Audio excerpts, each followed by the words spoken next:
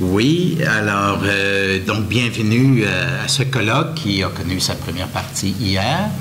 Je suis Bruno Demers, je suis dominicain, membre de l'Institut pastoral ici, et je souhaiterais pour en profiter tout de suite vous présenter les autres membres aussi organisateurs de ce colloque. On planche là-dessus depuis déjà plusieurs mois. Alors j'invite Elisabeth, la directrice du Centre Justice et Foi. Comme il a été dit hier, depuis que nous sommes maintenant dans l'interreligieux, nous faisons des activités avec les jésuites et nous en sommes très contents. L'intra-religieux aussi, oui. Mais on ouvre les perspectives, pourquoi pas, c'est très bien. Également aussi, Martin Belrose derrière, qui justement se spécialise sur les questions, lui aussi, de l'hospitalité. Alors, intervenant évidemment... penseur de l'organisation, et aussi Mouloud Didir, un autre représentant du Centre Justice et Foi, merci. Donc, nous sommes les quatre à avoir concocté les activités autour de ça et nous tenons un peu au courant de ce qui se passe donc sur la question.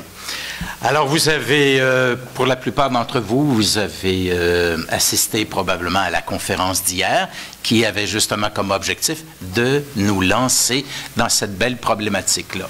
Alors, je vous rappelle le titre de notre colloque, « Dieu hôte et accueil de l'autre », alors que nous sommes de plus en plus sensibles à tout ce qui a trait à l'accueil des immigrés et particulièrement à l'accueil des migrants ces mois-ci. Là, c'est une réflexion tout à fait d'actualité. Alors, on veut voir aussi, en tant que tradition spirituelle, tradition religieuse, est-ce qu'il n'y aurait pas quelque chose là que nous pourrions apporter à la société qui cherche à accueillir de façon la plus juste possible ces gens qui se déplacent? Alors, on a besoin de réfléchir là-dessus. Nous avons la conviction, nous, que ce que nos traditions spirituelles nous permettent de développer peut contribuer vraiment à faire en sorte qu'on puisse avoir un accueil plus juste, plus approprié pour ces personnes qui nous arrivent. Donc, hier, nous avons eu vraiment la belle introduction à cette grande thématique-là à partir d'un des thèmes qui relève de traditions spirituelles comme ça, qui est le thème de l'hospitalité. Ça nous a été donné, vous le savez, par le frère Claudio derrière. Et alors, vous vous rappelez qu'il avait tout d'abord commencé par faire un état de la question et entendre quelqu'un qui vit ça à quelques kilomètres de là où toutes les choses se produisent, ça a une valeur très éclairante pour nous. Alors, comme il nous disait, nous ici, nous n'avons que la petite... mousse, voilà, je cherchais le terme, mousse de ces grandes vagues-là qui atteignent, évidemment, on devine bien surtout l'Europe dans sa partie orientale. Alors, on a été vraiment mis au courant de ça, donc l'état de la question. Après ça, il nous a rapidement, retracé le terme de l'hospitalité dans la tradition juive et dans la tradition musulmane. Alors, c'était bien. Et puis, après ça, alors là, pour vraiment nous présenter la situation de ce que ça veut dire, l'accueil de l'hospitalité, on devine bien pour ces gens-là, mais aussi pour nous, probablement que vous avez été, comme moi aussi, frappés par ça, cette insistance qu'il développe sur l'hospitalité comme étant l'occasion pour nous de progresser dans notre humanité. Et c'est pas juste une réflexion en surplus qui s'ajoute parce qu'on a du temps le samedi matin comme ça. Non, non, il y a là un enjeu de société qui concerne aussi l'Occident. Alors, ça n'a pas manqué de perspective, vous le savez comme moi. Alors, il nous a vraiment ouvert les yeux sur beaucoup de réalités. Moi, j'ai encore besoin de digérer ça, vous savez, pour quelques semaines. Et sans doute que le fait probablement de pouvoir réécouter sa conférence, puisque ça va se retrouver sur le site web du Centre culturel chrétien, ainsi que le Centre Justice et Foi.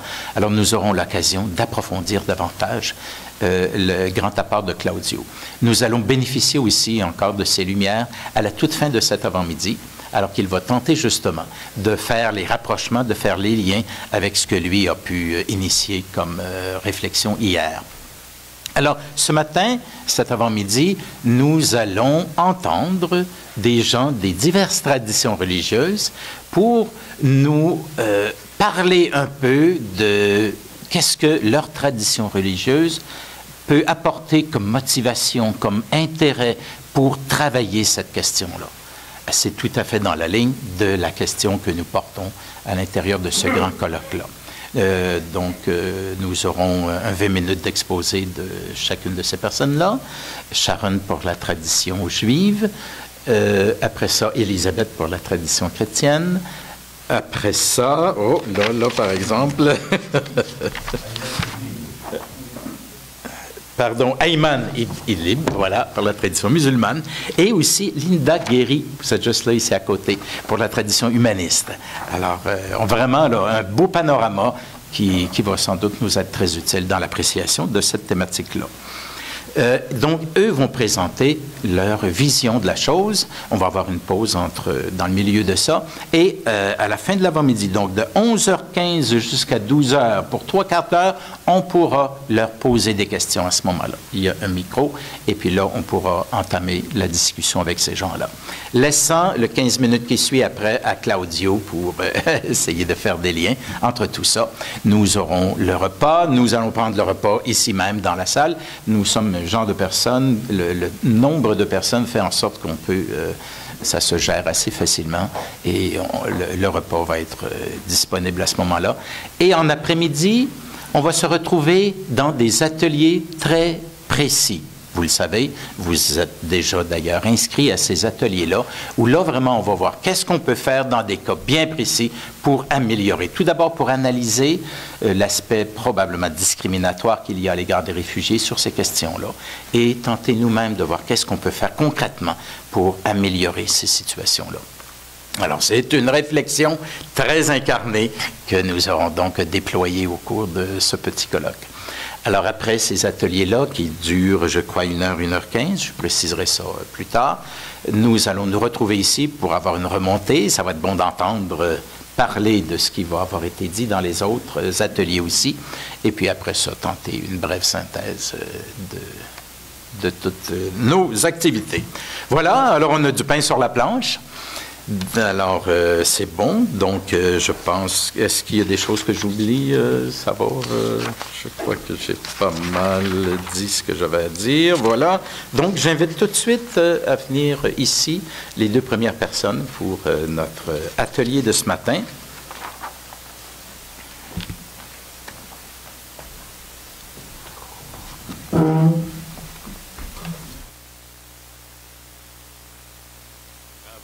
Alors, à ma gauche, Sharon Gabéolfer, membre de la tradition juive, docteur en études juives, vidéobiographe associé au Centre d'histoire orale. Toi, tu t'intéresses à ça depuis très longtemps, les archives orales, hein, raconter tout ce qui a trait, là, vous devinez. Alors, elle a un champ d'expertise vraiment très, très intéressant. Et puis impliquée depuis très longtemps pour la côtoyer dans d'autres organismes de dialogue interreligieux aussi, donc dans des projets de dialogue interreligieux, des projets de dialogue communautaire également. Et puis, à ma droite, Elisabeth Garand, directrice du Centre Justice et Foi, et donc familière avec tout ça. Ça doit faire un bout de temps que tu es là je ne sais pas trop. Oui, 20 ans. Oh, 20, excuse-moi. Une chance que j'ai rien. Un petit bout de temps. Ah, OK. Non. À 21 ans, bon. Alors, bon, alors vous savez toute son implication dans les questions communautaires comme ça. Alors, ça va sans doute transparaître aussi à travers ce qu'elle va nous livrer dans son exposé. Alors, je ne leur prends pas plus de temps comme ça. Et puis, tout de suite, je te passe la parole. Sharon. Merci beaucoup, Bruno. Alors, j'aimerais pour commencer remercier Bruno et Elisabeth et les autres organisateurs à l'Institut pastoral et au Centre Justice et Foi pour cette initiative si engagée, si pertinente pour nous tous et nous toutes. Je les remercie également de m'avoir poussé à plonger dans les textes de ma tradition pour y découvrir d'intéressantes et d'enrichissantes surprises. J'espère pouvoir partager avec vous au moins un peu de ce que j'ai appris dans la première partie de ma présentation. Suite à ceci, je vais vous parler brièvement de mon propre cheminement en tant que personne juive et la place là-dedans qu'occupent les questions pour moi très personnelles, intimes et de longue date concernant ma relation avec différentes autres. Mais avant de commencer, j'aimerais dire quelques mots au sujet du docteur Victor Goldblum, qui vient de nous quitter la nuit du 15 février et à qui je dédie cette présentation. C'est un grand homme que j'ai eu l'honneur et le plaisir de connaître. Petit-fils d'immigrants juifs, fils du pionnier de la pédiatrie moderne au Québec, Dr. Alton Goldblum, Victor Goldblum fut, comme son père, médecin pédiatre. Il a également mené une carrière des plus distinguées comme homme politique, ministre de l'Environnement, ministre des Affaires municipales et ministre responsable de la régie des installations olympiques dans le gouvernement du Québec et commissaire aux langues officielles du Canada. Dans son autobiographie parue l'année dernière intitulée « Les ponts du dialogue », Victor Goldblum raconte sa passion pour le dialogue, pour le vivre ensemble. Là, nous pouvons lire et comprendre avec quel dévouement et persistance, avec quelle foi en l'humanité de son prochain, Victor a incarné l'accueil de l'autre. Ayant bénéficié des opportunités offertes par notre société ouverte, il s'est retourné pour nous livrer avec son grand cœur et son immense enthousiasme l'exemple de comment incarner l'hospitalité. Le commandement de Hachnasat Orchim, qui veut dire littéralement « faire rentrer l'inconnu », occupe une place centrale dans le judaïsme. Ce commandement fait partie d'un plus grand commandement d'imiter les comportements du Tout-Puissant. Tout comme lui, nous sommes tenus à agir avec chesed, c'est-à-dire avec bienveillance et charité. Le rabbin tchèque du XVIe siècle, Isaïe Horowitz, explique que nous sommes tous des invités dans ce monde créé par Dieu qui subvient personnellement à nos besoins. Alors, faire rentrer des invités chez nous représente la manière la plus haute d'imiter Hachem, le Seigneur. Le grand exemple fondateur de ces comportements d'accueil est celui d'Abraham. Le récit compte la visite chez Abraham et Sarah de 3 anges et la manière dont le couple les reçoit. Sans connaître la vraie identité des 3 inconnus qu'il perçoit à partir de la porte de sa tente, Abraham s'empresse à s'incliner devant eux et leur prodige une abondante courtoisie. Les rabbins du Talmud et les autres commentateurs ont beaucoup commenté cette histoire, comme s'il voulait dire qu'une des qualités clés pour lesquelles Abraham méritait sa position comme progéniteur de tout le peuple fut exactement celle-là, l'hospitalité. Pour illustrer la perfection avec laquelle Abraham accomplissait son devoir, Rachi, le grand commentateur médiéval, dit qu'Abraham montait sa tente au carrefour des chemins et en soulevait les 4 rabats pour pouvoir accueillir des personnes venant de toutes les directions. En effet, le commandement de l'hospitalité dans le judaïsme est si riche à cause des différentes dimensions qu'il recèle. Des dimensions pratiques, éthiques et mystiques. Dans sa dimension pratique, la tradition d'hospitalité se comprend dans le contexte des tribus désertiques et nomades qui fondaient le peuple juif. Je vous donne un répit, je vous lave les pieds, je vous donne à manger, pour que vous puissiez rester en vie et continuer votre chemin. Et demain, quand j'aurai soif, quand j'aurai faim, vous prendrez soin de moi. Je vous reconduis par la suite, je vous mets sur la bonne route et comme ça, vous ne risquez pas d'être attaqué, dépossédé de vos biens ou même tué pour avoir égaré dans un mauvais quartier. C'est notre survie réciproque qui est en jeu. Mais, tel que nous avons vu chez Abraham, le commandement d'hospitalité revêt aussi une allure mystique.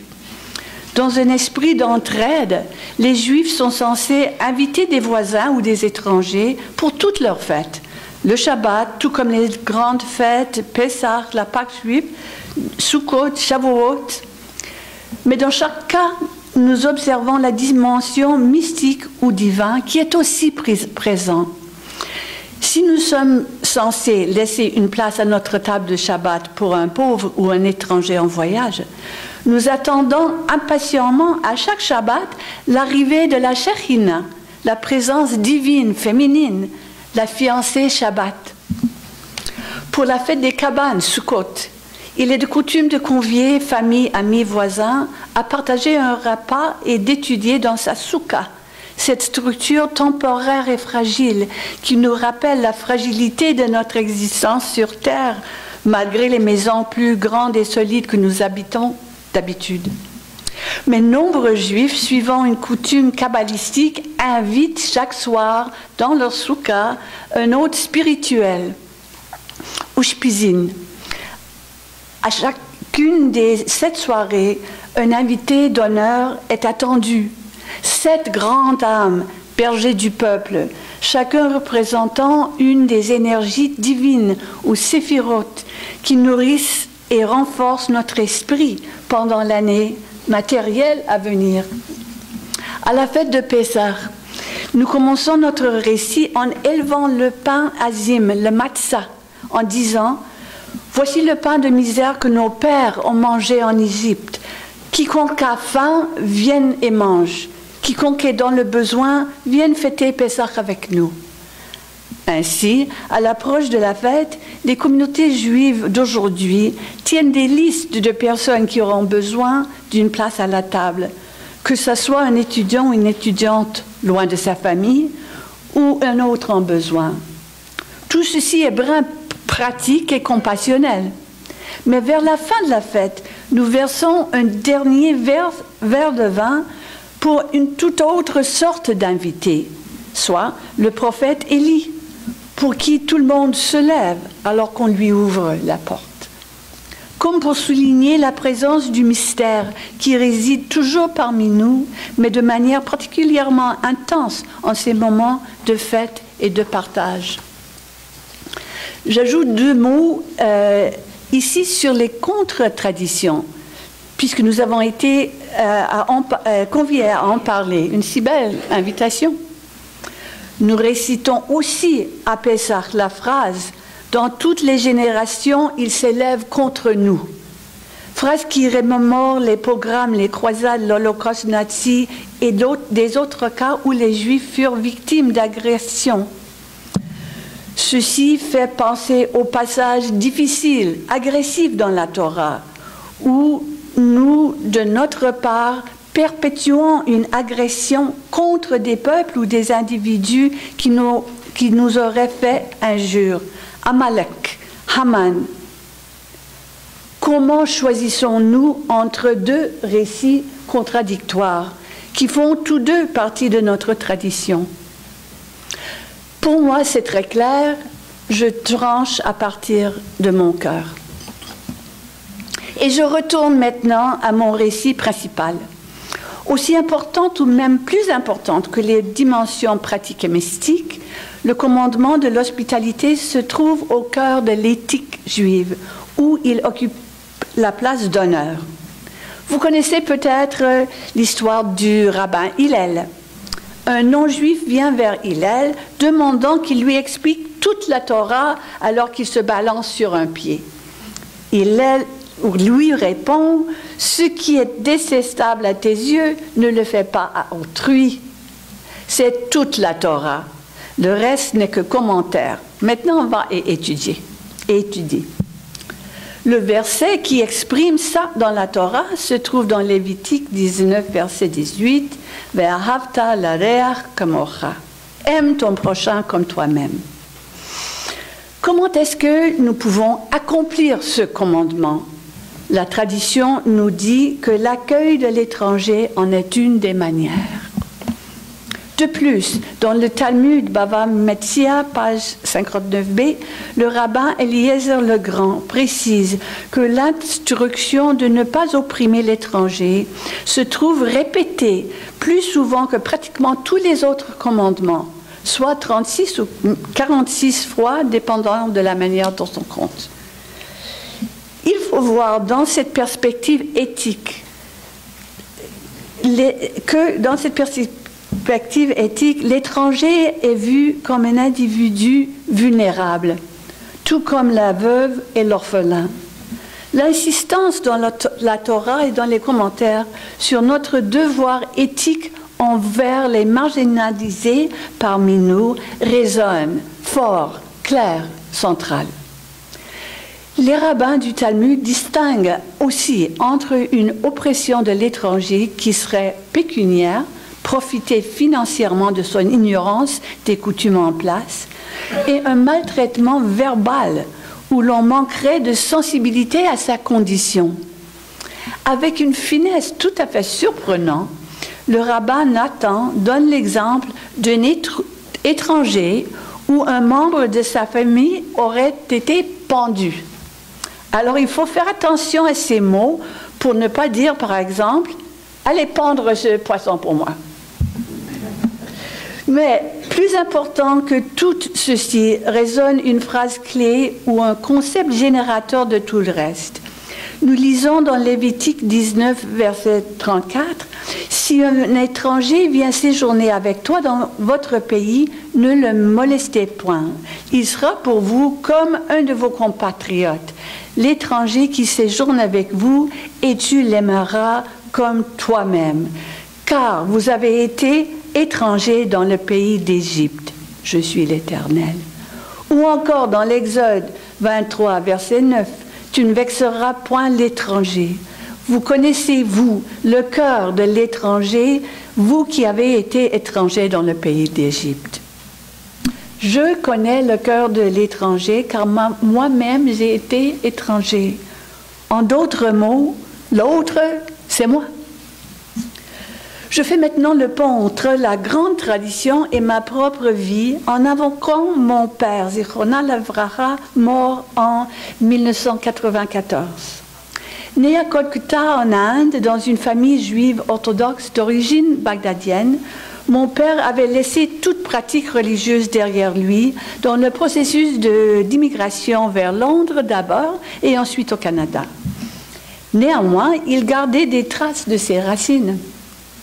Parmi ces traces les plus marquantes fut le plaisir qu'il prenait à recevoir des invités.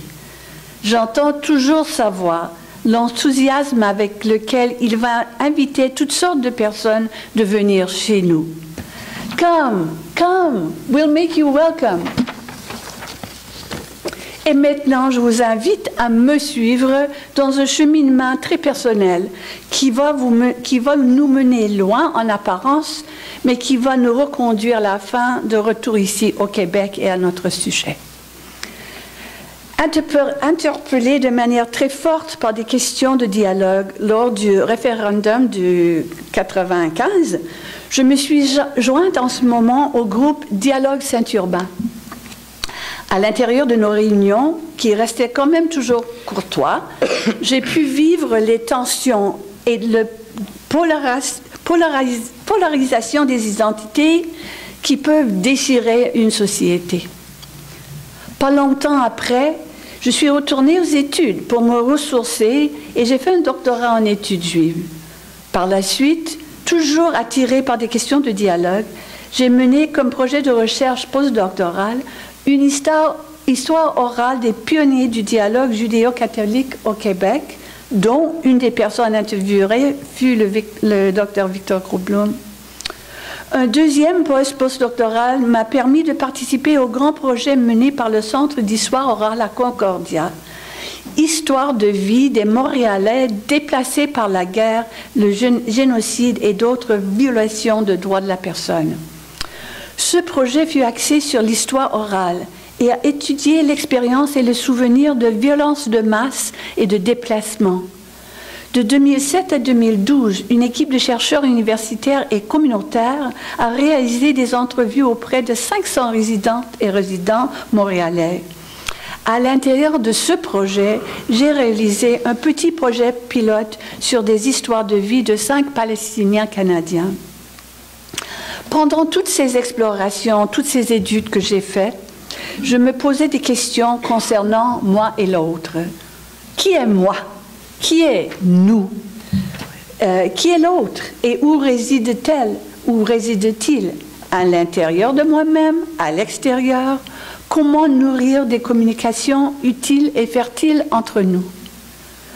En novembre dernier, j'ai pu ramasser toutes mes questions et les porter avec moi lors d'un voyage avec le Compassionate Listening Project, l'écoute compassionnelle. Cet organisme enseigne des habiletés fondamentales à la construction de la paix. La fondatrice du projet, Léa Green, et ses associés ont compris que les conversations essentielles à la transformation d'un conflit demandent comme condition préalable que les opposants puissent bien s'écouter de part et d'autre. Il faut pouvoir écouter en profondeur, du cœur, et par la suite pouvoir parler à partir du cœur. Ainsi, nous pouvons nous entraider à accéder à des vérités profondes, aux questions et aux sources de la sagesse que nous portons tous en nous. Une des activités importantes du projet est d'organiser et de mener des délégations en zone de conflit, Israël et Palestine pour commencer, pour écouter des personnes de tous les côtés. Lors de ce voyage, j'avais avec moi 2 questions. La première question: est-ce que le dialogue est un concept toujours valable? Ou est-ce que tous les beaux projets de dialogue menés partout dans le monde avec tant d'enthousiasme ces dernières décennies nous ont montré des failles fatales? Est-ce que la symétrie de tout dialogue, les relations de pouvoir inégales, que nos rêves dialogiques étaient tout simplement trop naïfs pour survivre? Deuxième question: est-ce que l'écoute compassionnelle peut fonctionner? Qu'est-ce que je vais faire avec une approche qui me dit de parler à partir de mon cœur, d'écouter avec mon cœur? Qu'est-ce que je fais avec ça quand je vais me promener sur un paysage parsemé de cœurs brisés? Rendu sur le terrain, j'ai reçu des réponses à mes questions. J'ai rencontré des gens de tous les côtés du conflit qui, avec un courage personnel remarquable, ont choisi d'aller rencontrer l'autre, l'ennemi, et de l'accueillir pour 2 raisons principales. D'abord, en comprenant que ce chemin seul risquait de mener vers un ailleurs meilleur, un futur vivable. Ensuite, pour se libérer des émotions de rage, de vengeance, pour poser des actes positifs, pour se faire une vie digne. De plus, dans un environnement qui cherche à politiser les différences pour séparer les personnes, il est primordial de poursuivre des dialogues pour que les personnes puissent se rencontrer et se connaître. Et pour ce qu'il y a de l'écoute compassionnelle, l'écoute à partir du cœur, la conclusion reste très claire. Ce n'est définitivement pas facile, surtout en situation de polarisation d'identité, mais c'est la seule façon de pénétrer les murs de méfie, de colère et de peur qui nous séparent. En revenant de ce voyage, j'étais dans l'avion qui survolait le fleuve à l'approche vers Montréal. Je pensais aux Israéliens juifs et aux Palestiniens. Pourquoi était-il si difficile pour eux de comprendre qu'ils seraient tellement plus forts ensemble?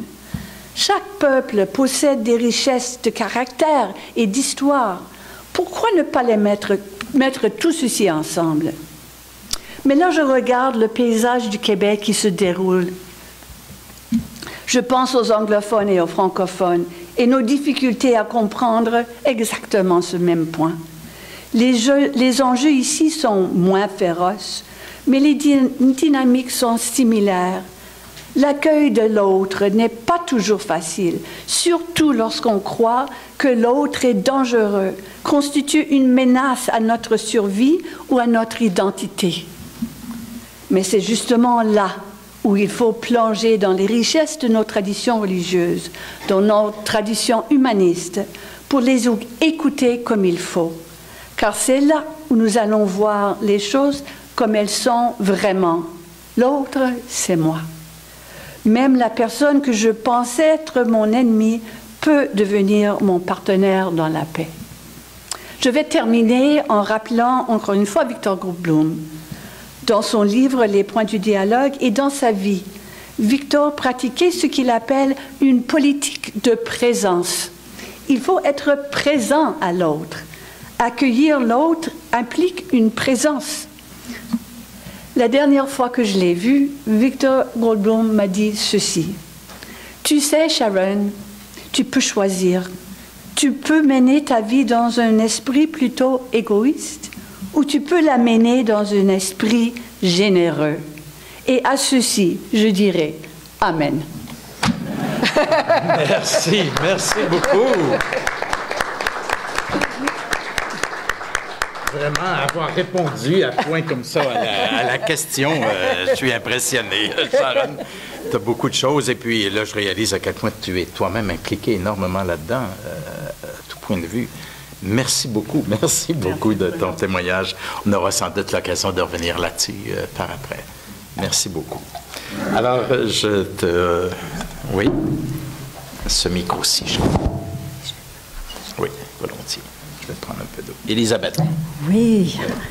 Alors, c'est bon, vous m'entendez?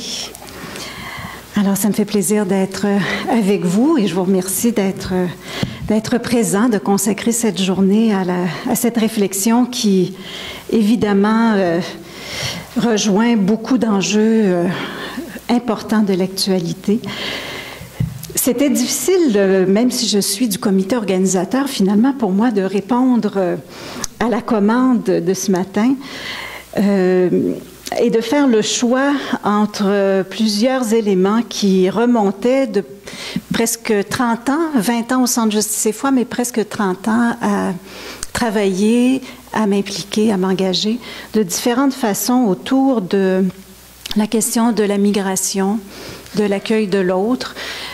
J'ai eu le privilège de travailler en Haïti et ensuite au Japon pendant plusieurs années avant de revenir au Québec et de m'impliquer à travers le Centre Justice et Foi, entre autres sur les questions d'immigration, et d'être à la fois dans une posture du double sens de l'autre, d'être à la fois accueilli et d'accueillir à certains moments d'autres personnes. Donc j'essaierai de dégager mon regard sur ce que je retiens du christianisme à partir de cette expérience. Évidemment, ce sera coloré de mes choix et non pas d'une fidélité ni théologique, ni nécessairement doctrinale, mais plutôt à partir de mon expérience.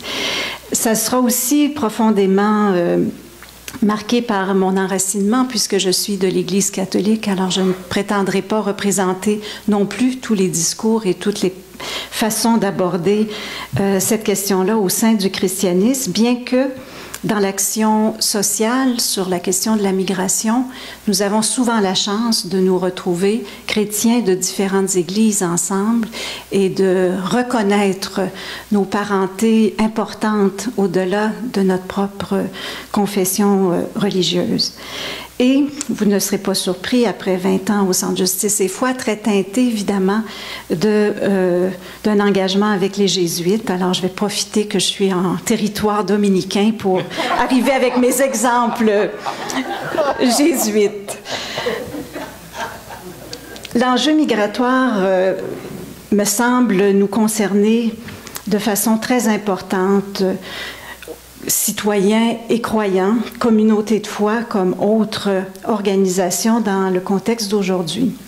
Pour ce qui est des chrétiens et de la chrétienne que je suis, j'aime bien me situer dans la foulée des textes bibliques, dans la foulée de l'Évangile, qui rendent compte à la fois des conflits que suscite l'étranger, mais aussi de cette expérience extraordinaire de foi qui repose sur la découverte de Dieu à travers l'autre, le différemment croyant. On parlait hier avec Claudio et tout à l'heure j'évoquais le hôte accueilli et accueillant, mais aussi il semble que le terme latin, je suis trop jeune pour avoir fait du latin à l'école, mais que le terme pour hôte et pour ennemi ont la même racine. Et ça traduit bien l'ambiguïté de l'accueil qu'on voit bien dans la Bible et dans les textes de l'Évangile, de cette ambiguïté qui nous habite, nous aussi, comme croyantes et comme croyants, entre l'hostilité et l'hospitalité. Nous sommes intérieurement est régulièrement partagée entre ces deux sentiments. Et l'histoire de notre tradition religieuse, nous le rappelle aussi, et nous rappelle que la décision d'accueillir n'est jamais définitive. Ça ne l'est pas dans les textes bibliques, ça ne l'est pas dans l'histoire de notre Église et ça ne l'est pas dans notre histoire personnelle. Nous sommes toujours confrontés à refaire le choix d'accueillir. Chaque nouvelle réalité nous invite à refaire ce choix, à réfléchir à nouveau à cette invitation et je dirais même à cette exigence fondamentale. Pour un peu comme Sharon, j'aimerais diviser en deux ma présentation, quelques éléments de cette perspective chrétienne dans laquelle je m'inscris, et la deuxième plutôt à partir de quelques éléments d'action, d'engagement qui parlent de l'hospitalité et des défis aussi de contribution à ces enjeux aujourd'hui. J'aimerais revenir... je ne suis pas théologienne, mais Martin Belle-Rose, qui est un théologien qui travaille avec nous, nous a fait une très belle conférence en novembre dernier. Quelques personnes dans la salle étaient présentes. Certains, vous avez peut-être vu circuler le texte de sa conférence et vous l'avez peut-être lu. J'aimerais faire le lien parce que quand on s'est vu dans la rencontre du mois de novembre, on essayait de commencer à réfléchir à cette question de l'hospitalité et j'aimerais qu'on la poursuive, qu'on ne perde pas de vue ces éléments qui avaient été semés par ce premier rapport, puisque Martin nous avait apporté quelques éléments sur l'hospitalité des premières communautés chrétiennes à partir de 3 textes du Nouveau Testament. Je ne reprends pas sa conférence. Ceux qui ne l'ont pas lu, je vous invite à aller la chercher sur le site du Centre Justice et Foi de Vivre Ensemble. Mais je rappellerai 4 éléments de son intervention qui résonnent pour moi et que je poursuivrai. La première, c'est que l'hospitalité, dans les textes qu'il nous a présentés, est toujours précédée d'une exhortation à s'aimer les uns les autres. Alors, écho à « aimez-vous les uns les autres » que nous avons entendu. L'hospitalité, c'est une mise en pratique concrète de cet amour. Martin soulignait aussi à partir des textes qui nous référaient au don de l'esprit chez les catholiques, un peu moins présent dans notre réflexion théologique et dans notre réflexion même pastorale, mais nous rappelait qu'au fond, les dons de l'esprit peuvent se manifester par une action sociale très précise qui est justement celle de l'hospitalité. Et que ce don qui permettant l'hospitalité nous permet permet une incarnation dans l'histoire. Donc à chaque réalité, à chaque époque, à chaque contexte, l'hospitalité est une façon de se révéler aussi pour ce Christ et l'esprit qui nous anime à travers l'histoire.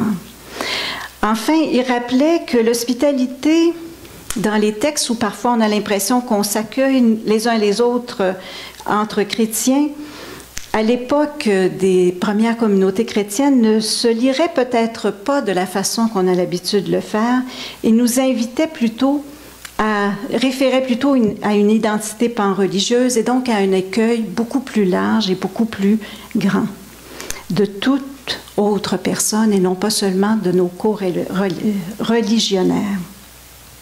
Ces éléments que Martin avait évoqués lors de la rencontre du mois de novembre, pour moi, se résonnent aussi avec d'autres éléments des évangiles et d'autres éléments de la Bible aussi. Parce que les textes sur l'étranger dans la Bible nous parlent d'une rencontre qui n'est pas toujours harmonieuse, mais nous révèlent aussi souvent des injustices, des exclusions qui sont mises à nu à travers les réalités qu'ils nous racontent.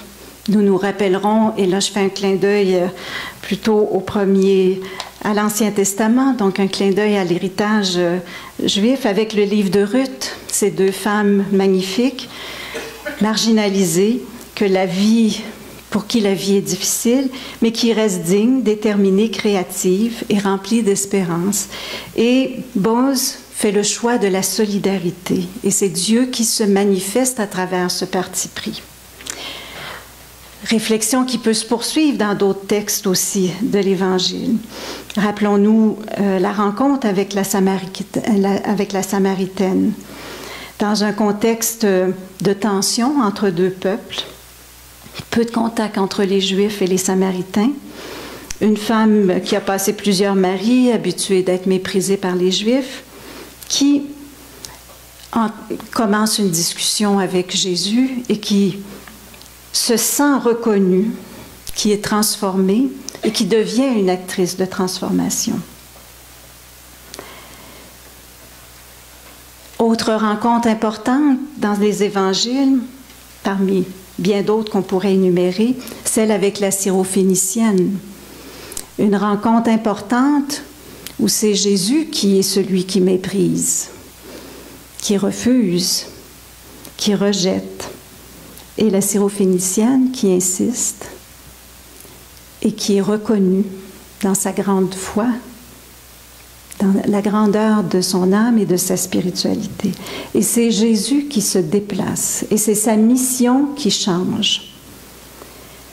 Pour moi, il y a quelque chose dans tous ces textes qui nous parlent d'un choix continuel et jamais terminé, jamais complété, toujours à être relu selon les événements qui surviennent. Et combien de fois dans nos vies sommes-nous, nous aussi, interpellés de cette façon, où le premier geste est le refus, l'incompréhension, ça ne nous concerne pas, c'est trop gros pour nous, ce n'est pas de notre essor, ce n'est pas à nous à régler ce problème du monde, et finalement, quelque chose peut se déplacer en nous. L'hospitalité que la migration nous invite à mettre en œuvre s'inscrit, selon moi, dans cette démarche spirituelle, même si elle veut parfois dire s'impliquer dans 1001 choses concrètes. Mais à travers cet engagement, il y a quelque chose qui se révèle de nous. Nous avons à accueillir quelque chose de nos limites, de nos fragilités. Nous prenons conscience, oui, que nous pouvons accueillir l'autre, mais que nous sommes aussi les accueillis. Et ça, Martin nous avait aussi mis sur cette piste, mais qu'on retrouve dans plusieurs autres réflexions que peuvent nous inspirer les évangiles. En fait, ce sont des gens qui choisissent, qui nous choisissent et qui nous permettent d'entrer dans leur vie. L'hospitalité vécue à partir de la rencontre avec des personnes migrantes, c'est aussi la mise en œuvre de l'accueil que Dieu réserve à chacun et à chacune. C'est Dieu qui s'invite, c'est Dieu qui est accueilli. Claudio nous a dit un peu la même chose hier soir. L'hospitalité dit aussi ce Dieu au cœur du monde, mais aussi ce Dieu que nous faisons advenir au cœur du monde par notre action. Donc, de ma tradition chrétienne et du courant dans lequel je m'inscris, je retiens cette figure du Jésus qui bouge dans sa mission, dont la mission s'élargit par la rencontre de l'autre, et qui nous invite, et qui invite ses disciples, et qui invite les communautés chrétiennes à la suite à faire de même. L'hospitalité se vit souvent à partir du méprisé, de l'exclu, du marginalisé ou de la personne marginalisée. L'hospitalité est quelque chose de réciproque. J'accueille, mais je suis aussi accueillie dans toute situation de rencontre, et particulièrement lorsqu'elle est dans une rencontre interculturelle et interreligieuse.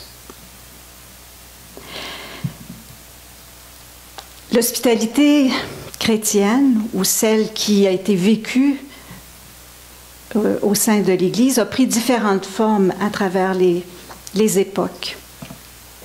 Évidemment, au début, les diacres et les diaconesses ont été les acteurs principaux de cette hospitalité.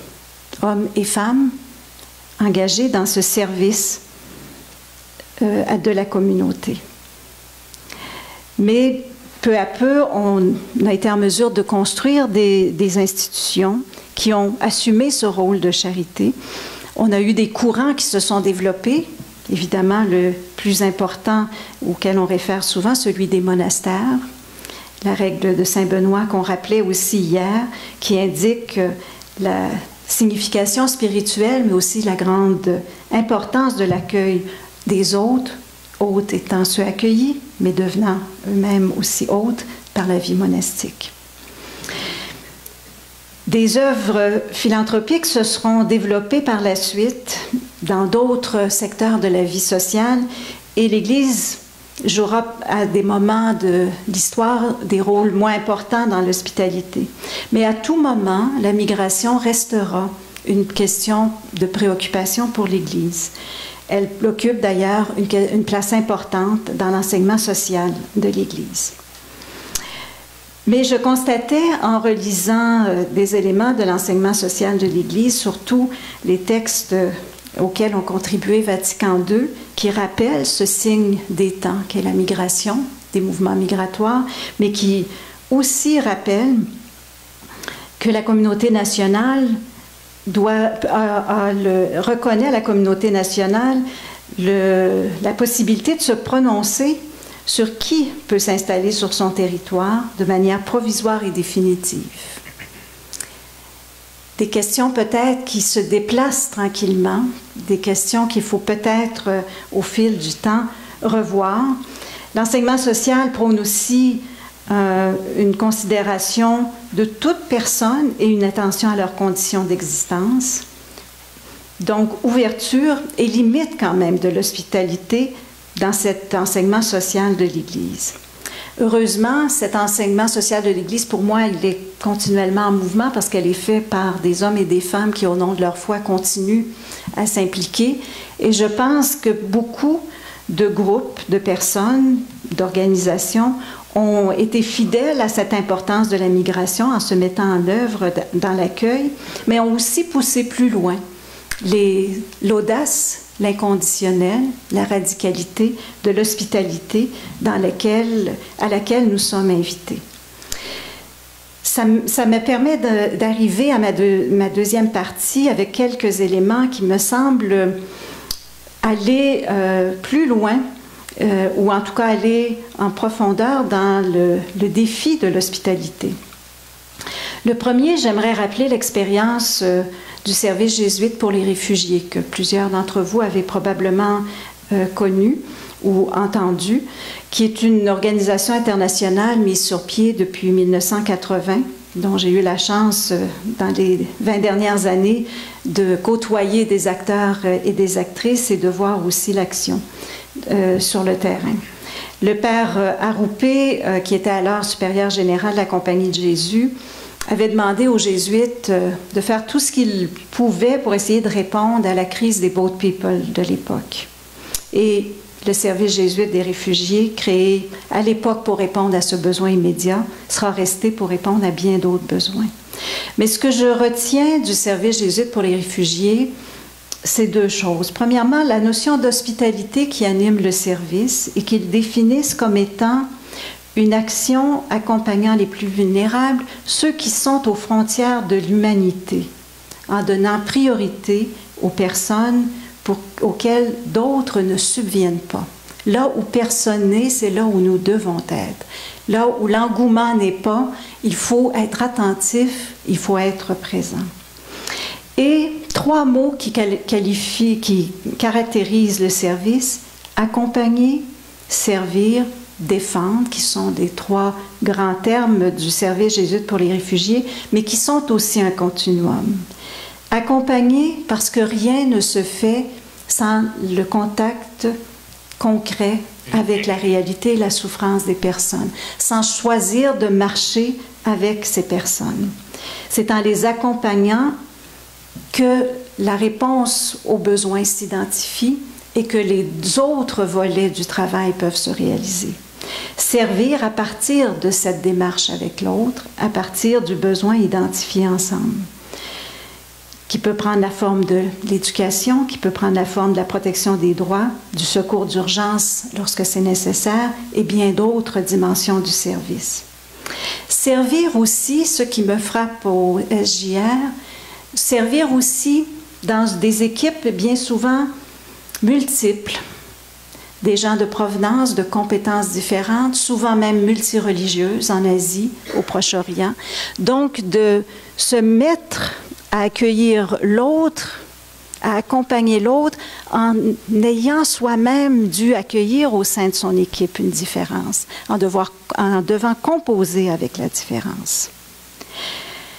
Un service qui se fait dans des zones frontières, puisqu'on a choisi d'être présent aux réalités frontières, par exemple à celle du Mexique et des États-Unis, où de chaque côté de la frontière, des groupes de jésuites, d'hommes et de femmes, de religieux, de religieuses d'autres communautés se mettent ensemble pour essayer de défendre les droits de ces nombreux migrants venant d'Amérique centrale qui sont bloqués évidemment à la frontière avec les États-Unis, avec tous les drames que nous connaissons, et qui sont les victimes de modèles économiques et politiques qui privilégient évidemment le libre-échange de marchandises, mais certainement pas la libre circulation des personnes.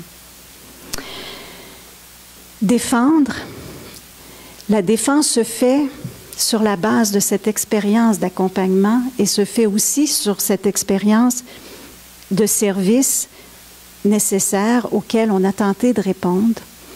Défendre aussi à partir de la promotion des droits qu'on fait avec les personnes et qui deviennent des engagements sur la place publique.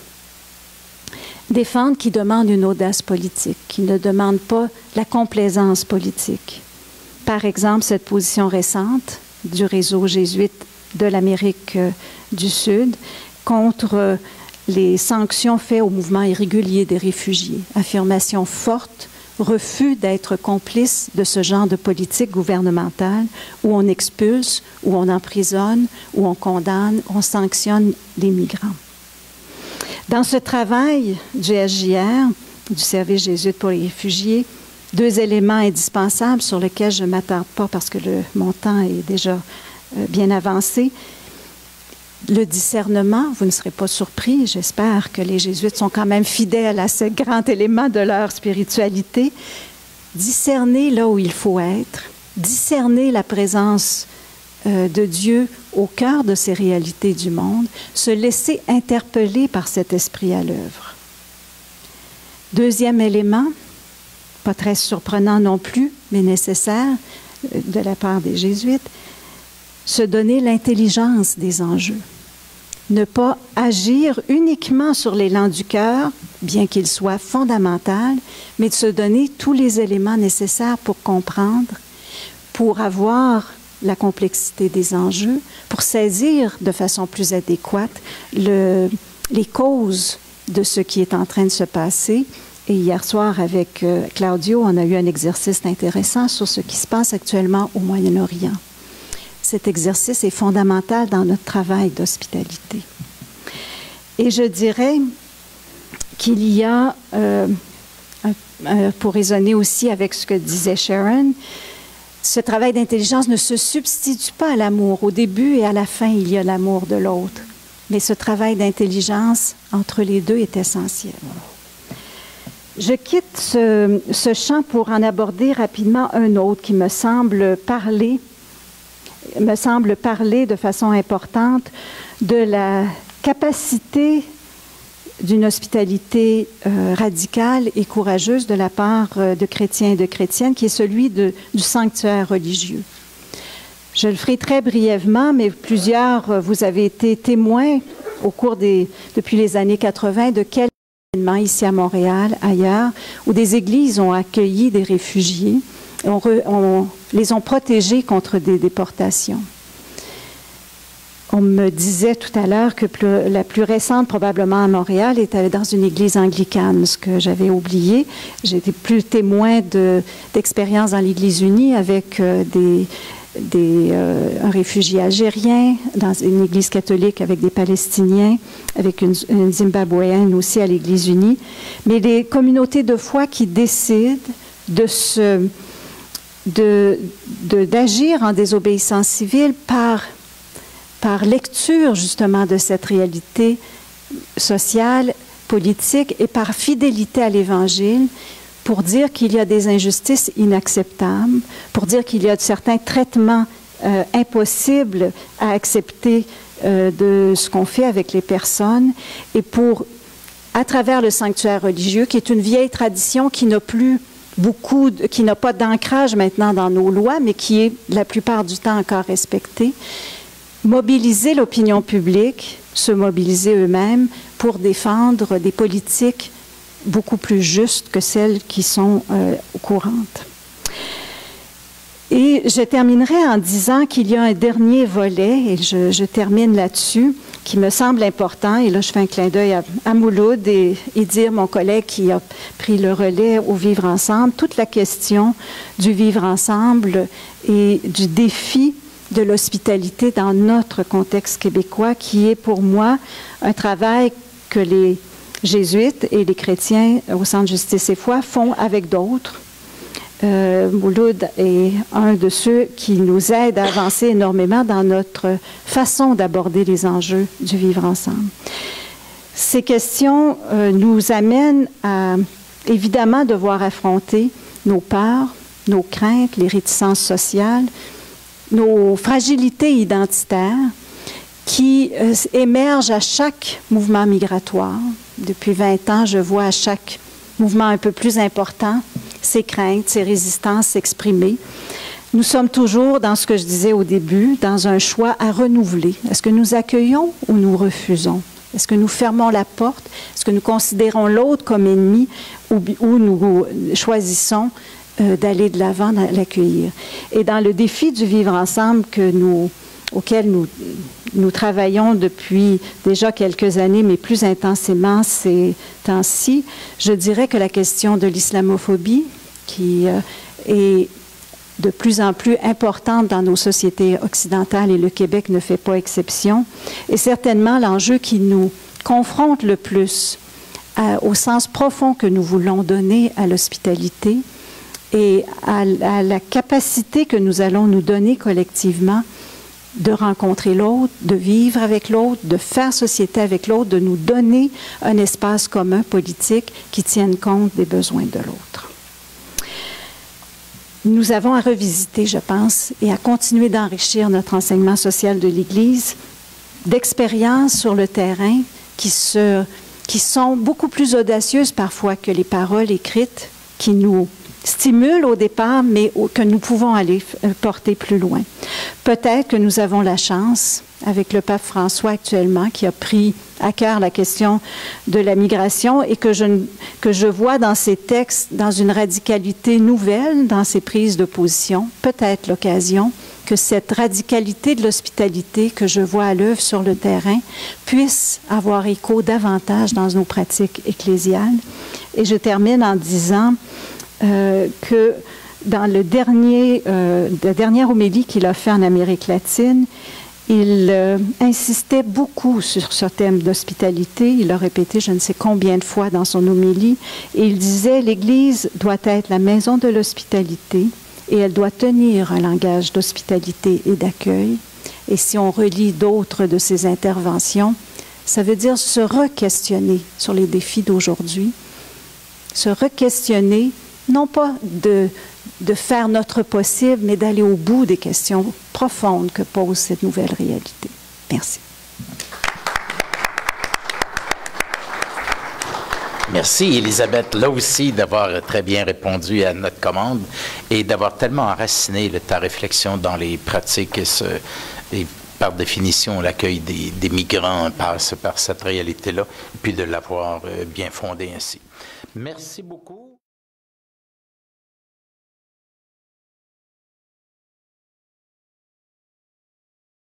Ça va. Alors, nous poursuivons toujours notre panorama des motivations, des rapports avec les traditions spirituelles qui sont à la source de nos engagements auprès des migrants. C'est cette grande question qui nous occupe donc depuis hier soir. Alors nous allons poursuivre tout de suite avec la présentation de la tradition, un représentant, quelqu'un de la tradition musulmane et quelqu'un aussi de la tradition humaniste. Alors j'ai le plaisir de vous présenter M. Ayman Idlib, avocat et ingénieur engagé dans le soutien des réfugiés syriens, c'est bien ça, et fondateur de la clinique juridique du Centre Amal pour femmes. Alors là encore, quelqu'un qui a vraiment développé une belle expertise de ce côté-là. Et aussi, après, de la tradition humaniste, Mme Linda Guéry, docteur en histoire de l'immigration et militante du collectif Éducation sans frontières. Alors encore des gens bien intégrés dans une pratique. Alors comme vous, moi aussi, j'ai hâte de les entendre. Donc tout de suite, je passe la parole à Ayman. Merci beaucoup. Bonjour. Alors, je vais commencer par la salutation officieuse de l'islam, ce qui est « Assalamu alaikum wa rahmatullahi wa barakatuh ». Ce qui veut dire, pour ceux qui ne le savent pas, merci, que la paix soit avec vous, que la paix soit avec vous, ainsi que la miséricorde de Dieu et sa bénédiction. Tout d'abord, je tiens à remercier nous autres, l'Institut pastoral des Dominicains et le Centre de justice et foi, pour leur généreuse invitation ainsi que pour leur effort dans l'organisation de cet événement unique. Avant d'entrer dans le vif du sujet, j'aimerais souligner le fait que je ne suis pas un expert de la religion musulmane et que mes propos s'appliquent strictement à mon expérience personnelle.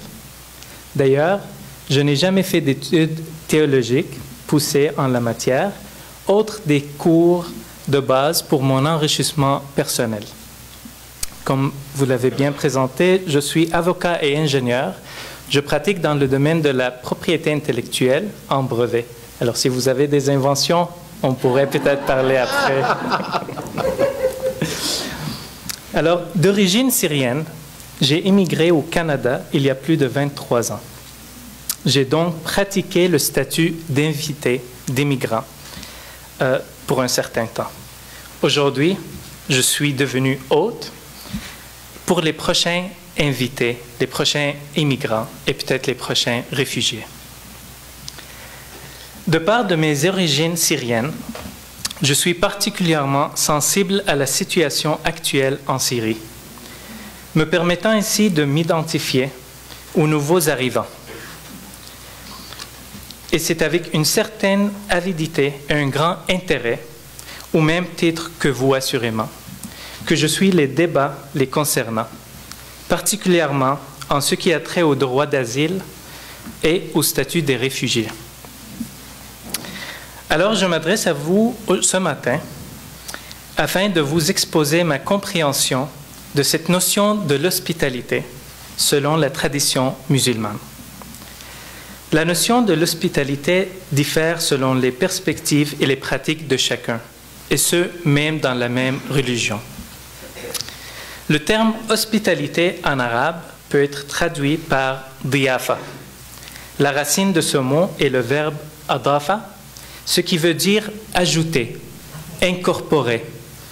Alors, c'est donc comme si les invités, les visiteurs, les immigrants, les réfugiés s'ajoutaient à la communauté qui les reçoivent. Et c'est une image de l'inclusion qui me plaît beaucoup. Honorer et bien traiter un invité est un nouvel arrivant. À sa juste valeur, c'est une question de respect des traditions, du respect d'autrui. C'est une obligation consacrée propre à la religion musulmane et qui est d'une très grande importance pour celle-ci. Cela requiert un effort de la part de l'hôte, mais aussi du fait qu'ils doivent maintenir un environnement confortable où l'invité se sent à l'aise. Par exemple, le prophète Mohammed dit que celui qui croit en Dieu et au jour du jugement dernier honore son invité.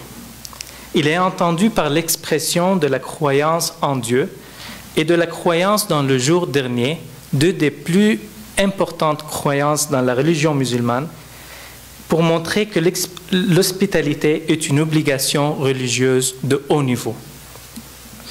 Prendre soin de ses invités est important. Ça signifie le respect et le souci de l'autre envers l'invité, mais aussi envers Dieu. Donc, en bref, l'hospitalité en islam est un principe fondamental qui est en effet une relation triangulaire, c'est-à-dire entre trois parties: l'hôte, l'invité et Dieu. Une obligation religieuse, c'est plus qu'une question de charité. C'est un devoir d'hospitalité au même titre d'un autre devoir envers Dieu.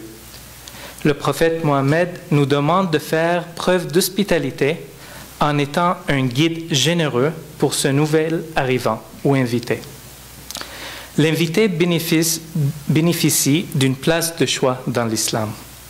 La compassion, la compréhension et un support moral attentif sont des besoins fondamentaux de l'invité ou de l'immigrant, donc que j'ai personnellement vécu. Il y a toujours un malaise que l'on peut ressentir quand on arrive chez quelqu'un pour la première fois. Il est possible que l'on hésite à mentionner certaines lacunes, certaines incompréhensions, certains de nos besoins. De par cet inconfort, ce qui est tout à fait naturel. Par exemple, l'inclusion inclut aussi l'inclusion d'un nouvel employé. Qui peut se traduire en lui montrant les ressources à sa disposition, lui présenter des collègues. Parce que comme j'avais expliqué, la notion de diafa, ce n'est pas seulement pour les invités chez soi, mais elle est vraiment globale. Le prophète Mohammed a dit « Quiconque croit en Dieu et au jour dernier doit accorder à son hôte son dû. » Mais selon notre tradition, certains font bien plus encore au-delà des obligations morales ou religieuses. En effet, les visiteurs ou les réfugiés peuvent avoir des besoins très spécifiques. Par exemple, ceux qui viennent de la Syrie ou dans n'importe quel autre pays, il y a toujours beaucoup de défis qui les concernent. L'intégration dans un nouvel environnement, une nouvelle langue. Il y a beaucoup d'imprévus par rapport à l'emploi, l'éducation, même le souci de se faire des amis. C'est toute une adaptation pour ce nouvel arrivant, au même titre que c'est l'est pour celui qui l'invite chez lui, qui a le courage d'ouvrir sa porte et de dire « Rentrez, faites comme chez vous ». Le Coran nous enseigne des manières de l'hospitalité avec l'histoire du prophète Abraham dans le chapitre 51, les versets 24 à 27, qui dit « Des visiteurs entrèrent chez Abraham et lui dit « Paix » ou « Salam ». Il leur dit « Paix, visiteurs inconnus ». Puis il alla discrètement à sa famille et apporta un veau gras. Ensuite, il l'approcha d'eux et dit « Ne mangez-vous pas ?» De cette histoire, l'on peut retirer 3 éléments centraux. La première, les visiteurs d'Abraham n'étaient pas nécessairement déjà connus de celui-ci. En effet, c'étaient des gens inconnus. Ils ne les connaissaient pas, ni par nom, ni par visage. Donc, sa générosité ne s'arrêtait pas aux gens qu'il connaissait ou à son entourage immédiat. Le deuxième élément important démontre la qualité de la viande donnée, le veau gras, pour montrer que l'hospitalité, il faut donner le meilleur qu'on a à offrir. Le troisième élément important de cette situation est à l'effet qu'Abraham n'attendait pas que les visiteurs se manifestaient. Il va au-devant de la demande et anticipe leurs besoins sans leur montrer. Ces enseignements sont des marqueurs pour nous guider à être de meilleurs hôtes. Par exemple, j'ai récemment été au Maroc et le vendredi, je suis allé avec des amis. C'était une tradition que je ne connaissais pas. Et ils m'ont dit, on va rentrer chez cette famille-là. Quand j'ai demandé est-ce que vous les connaissez, ils m'ont dit non. Mais tous les vendredis, il y a des familles qui ouvrent leur maison pour manger du couscous. Et c'est ce qu'on avait fait. Et il y avait d'autres familles qui étaient déjà là. On me refilerait l'adresse. Alors, si jamais vous allez au Maroc, n'oubliez pas de le faire. Le vendredi, apparemment. Le vendredi. Il y a aussi d'autres exemples. Il y a un verset dans le Coran qui raconte l'histoire de l'hospitalité de Abu Talha et son épouse Sulaym envers un visiteur, un immigrant. Ses compagnons du prophète, ayant hâte d'imiter la grande générosité du prophète Mohammed, accueillèrent un immigrant affamé dans leur demeure, même s'ils avaient que très peu à manger eux-mêmes. Ainsi, Abu Talha et sa femme ont apporté la nourriture qui restait à l'invité, mine de manger à la faible lueur des bougies pour ne pas gêner l'invité. En fait, ils durent d'ailleurs se priver de nourriture pour que le voyageur puisse manger à sa faim. Le lendemain, le prophète Mohammed leur a mentionné que Dieu avait révélé un verset au sujet de la grande générosité, dans le Coran chapitre 59, verset 9, qui se lit. Il appartient également à ceux qui, avant eux, se sont installés dans le pays et dans la foi, qui aiment ceux qui émigrent vers eux, et qui ne ressentent dans leur cœur aucune envie pour ce que ces immigrés ont reçu, et qui les préfèrent à eux-mêmes, en parlant d'Abu Talha et sa femme. Même s'il y a pénurie chez eux, quiconque se prémunit contre sa propre avarice, ceux-là sont ceux qui réussissent. Alors, nos prédécesseurs ont compris cela, et d'après l'exemple mentionné, ils l'ont mis en œuvre, même en étant soi-même dans le besoin. D'autres hadiths apportés par le prophète, sur le prophète Mohammed exemplifient clairement l'importance de donner à son prochain généreusement. C'est ce que Mohammed appelle le dû. Le dû, répondait-il, est son accueil un jour et une nuit. L'hospitalité est de 3 jours. Au-delà, c'est une faveur. Alors le dû de voyageur comporte certaines limites. Bien sûr, ici, on peut mentionner que dans notre société ou notre communauté aujourd'hui, il faut faire des interprétations et peut-être des adaptations. J'habite dans un condo qui n'est pas si grand, alors ce serait peut-être difficile pour moi d'accueillir pendant 3 journées, mais on peut comprendre le message. Et si je ne suis pas capable d'accueillir chez moi, je peux faire des dons pour avoir un hôtel ou peut-être leur trouver une église ou une mosquée ou une synagogue qui peut les accueillir. Et si l'invité dépasse 3 jours et qu'il veut rester encore, il doit donc demander la permission à celui qui l'a accueilli pour ne pas le gêner. C'est intéressant de considérer que l'hospitalité requiert un effort des 2 parties, selon l'islam. Le prophète Mohammed a également dit « Et il n'est pas permis à un invité de rester chez son hôte pour une période longue pour ne pas le mettre dans une position gênante. » Et c'est de là où je parlais, si on vit dans une petite maison, petit condo, ça serait une situation gênante. Alors le devoir envers l'hospitalité peut être interprété ou modifié. La responsabilité de l'invité est de garder à l'esprit les conditions de son hôte et de ne pas lui imposer un fardeau au-delà de ses moyens. En prolongeant son séjour, on pourrait mettre par inadvertance son hôte sous une pression insupportable. L'un des grands savants musulmans de l'islam, Imam al-Ghazali, a écrit au sujet du prophète. Il honorait ses invités. Il a même étalé ses vêtements pour un invité non lié par la famille à s'asseoir dessus. Il avait l'habitude d'offrir à son invité son coussin. Et ici, peut-être une petite parenthèse, à certains moments, le prophète n'avait qu'un coussin comme meuble chez lui. Alors, il offrait à son invité son coussin et insistait jusqu'à ce que celui-ci accepte l'offre. Il était le plus généreux des personnes envers ses invités. Il donnait à chacun son dû de son attention par l'écoute, la parole le regard, etc. Ces rencontres ont été caractérisées par la modestie, l'humilité et l'honnêteté. Il avait l'habitude d'appeler ses compagnons par leur surnom favori pour les honorer. Et il faut rappeler que pour les invités, la ponctualité est le premier des commandements de l'invité, car il évitera non seulement à l'hôte de s'inquiéter de son absence, mais également de ne pas le prendre au dépourvu s'il n'est pas totalement prêt à le recevoir.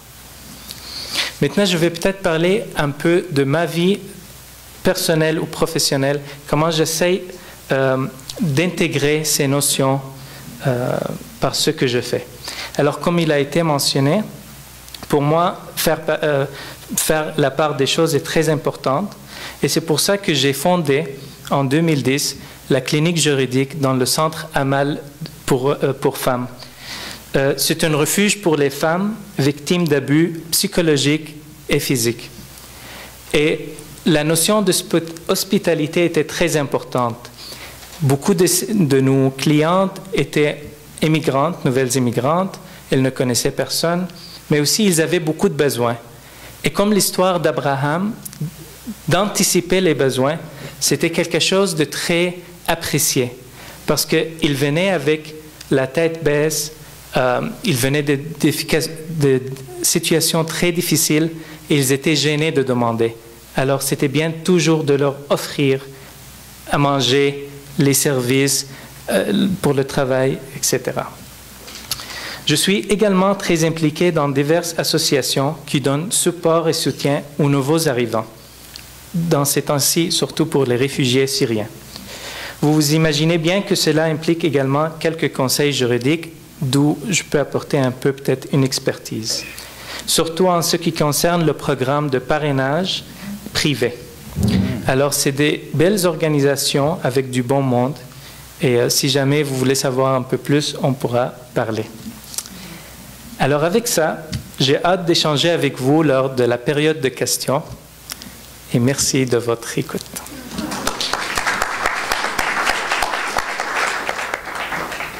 Merci beaucoup, Ayman. C'est exactement la belle réponse, encore une fois, à notre question, qui nous situe dans un autre univers, une autre façon de voir, mais qui, justement, alors, montre bien son point de vue original dans tout ça. Merci, Ayman.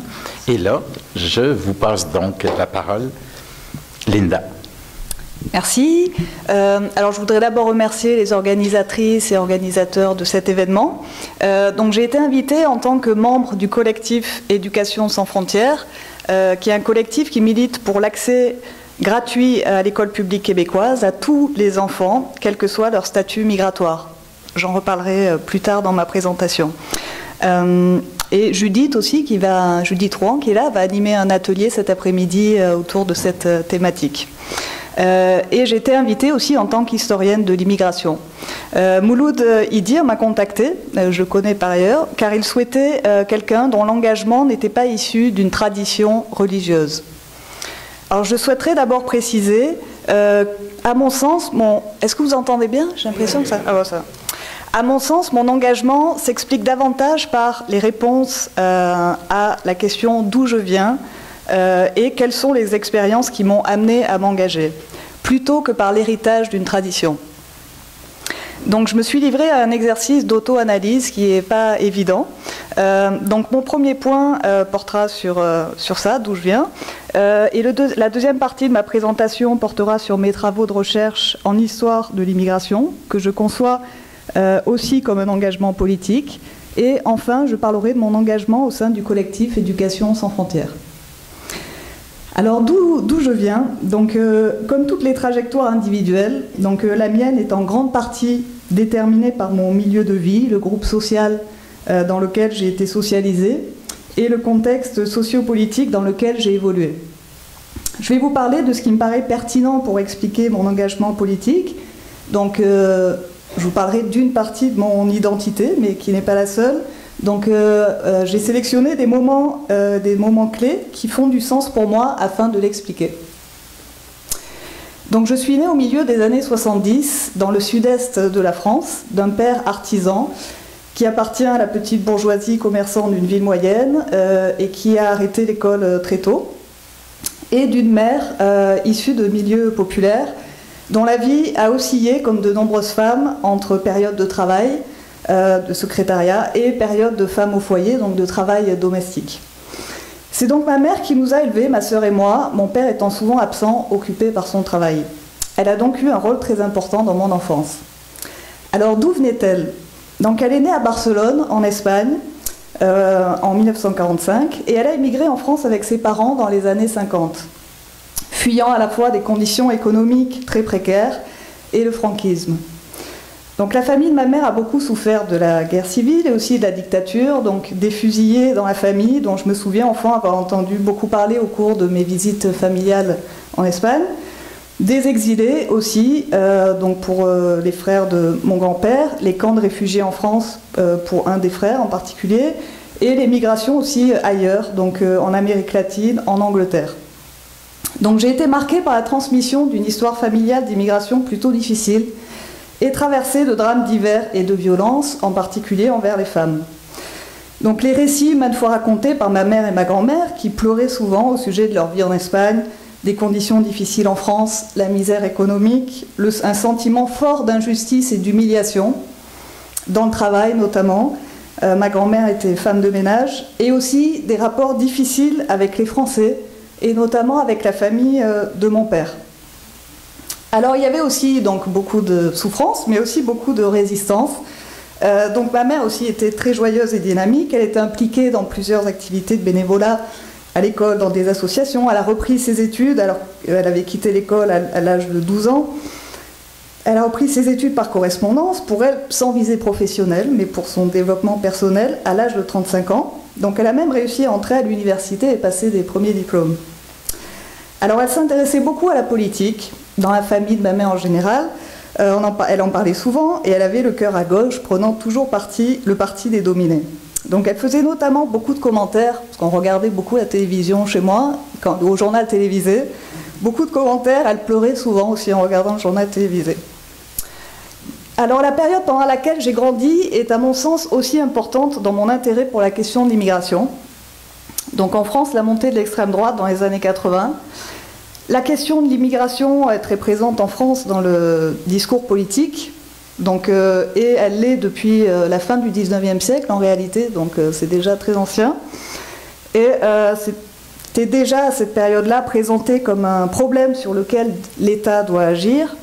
Donc une récurrence des discours stigmatisant les immigrants en France et les descendants d'immigrants également, par les professionnels de la parole publique, que sont les journalistes, les politiques et les experts sur les questions d'immigration. Donc, à mon sens, la transmission de cette histoire familiale et toute sa charge émotionnelle, ainsi que le contexte dans lequel j'ai grandi, ne suffisent pas à expliquer mon engagement futur sur les questions liées à l'immigration. Mais en tout cas, je sais que cette histoire a beaucoup compté dans mon choix de travailler sur l'histoire des femmes et du genre et sur l'histoire de l'immigration.